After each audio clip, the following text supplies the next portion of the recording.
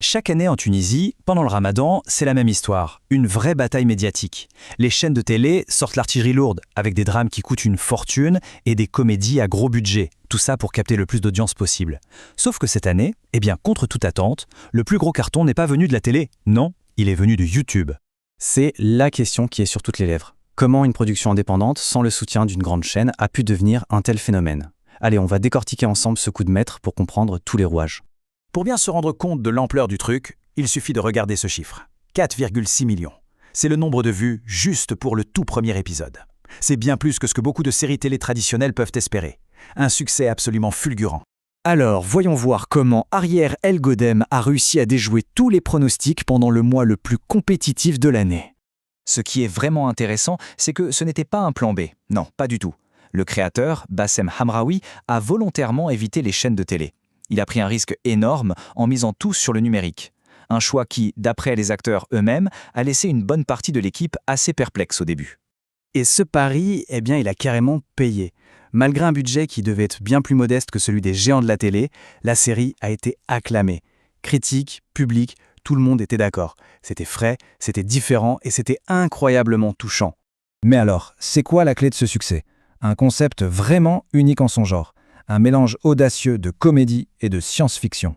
Voilà le pitch, simple mais ultra efficace. On suit Elmi, un jeune de notre époque, qui se retrouve tout d'un coup propulsé 33 ans en arrière. Une comédie de science-fiction, un genre qu'on ne voit pas souvent dans la production tunisienne, et ça a tout de suite piqué la curiosité des gens.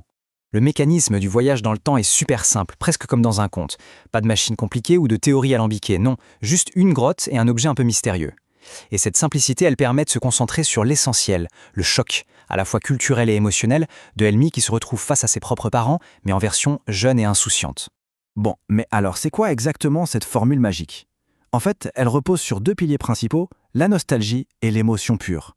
Le truc génial, c'est vraiment cette combinaison parfaite. D'un côté, on a cette nostalgie des années 90, une période que beaucoup voient un peu comme un âge d'or. De l'autre, il y a cette idée qui parle à tout le monde, cette idée super émouvante. Et si on pouvait rencontrer nos parents avant qu'ils deviennent nos parents? On ajoute à ça un casting impeccable, et voilà, la recette du succès est complète. Cette citation de l'acteur Ahmed Hadjimi, qui joue le père de Elmi jeune, elle résume parfaitement l'impact émotionnel de la série. C'est ce rêve, un peu fou, de découvrir la jeunesse de ses parents, de les voir au-delà de leur rôle de parents, pour comprendre leur histoire. C'est ça qui a créé un lien super fort avec le public. Mais attention, le scénario ne fait pas tout. La stratégie de diffusion sur YouTube, ça a été une véritable petite révolution. Comme on l'a dit, le choix de YouTube était totalement stratégique. L'acteur Ahmed Hadjimi a même raconté dans une interview que sur le tournage, la question qui revenait tout le temps c'était « Mais pourquoi sur YouTube ?» Beaucoup pensaient que cette œuvre méritait une diffusion sur une grande chaîne nationale. Mais ce choix, il offrait un avantage absolument crucial, la liberté. En choisissant YouTube, Bassem Hamraoui s'est libéré de toutes les contraintes des chaînes de télé. Il avait le contrôle total sur le ton, le rythme, le contenu. Un pari risqué, c'est sûr, mais qui a permis de garder toute l'authenticité du projet. Et les résultats, ils parlent d'eux-mêmes. La série n'a pas seulement survécu en dehors du système télé, elle a cartonné. Avec une moyenne de plus de 2 millions de vues par épisode, elle a rivalisé et parfois même dépassé les audiences des programmes télé. La preuve qu'un nouveau modèle est possible. En fait, l'impact d'Ariel El Godem va bien au-delà de ses propres chiffres. La série a ouvert une brèche. Elle a montré aux créateurs indépendants qu'il existe une autre voie pour toucher un public immense et connaître le succès, sans devoir passer par les canaux traditionnels. C'est un vrai changement de paradigme. Évidemment, avec un succès pareil, impossible de s'arrêter là. La fin de la saison 1 a laissé tout le monde en plein suspense et a parfaitement préparé le terrain pour une suite très, très attendue. C'est le cliffhanger par excellence. Après avoir assisté au mariage de ses parents, Elmi s'endort et se réveille 9 mois plus tard. Et là, surprise, sa mère est enceinte de 9 mois, prête à accoucher de lui-même, en version bébé. Un vrai casse-tête temporel. Et ça nous plonge directement dans un concept classique de la science-fiction, le paradoxe du grand-père, ou dans ce cas précis, le paradoxe de sa propre naissance. La physique quantique, comme l'explique le psychiatre dans la série, suggère que les atomes d'un même corps ne peuvent pas exister sous deux formes différentes au même endroit, au même moment. Alors, que va-t-il se passer ?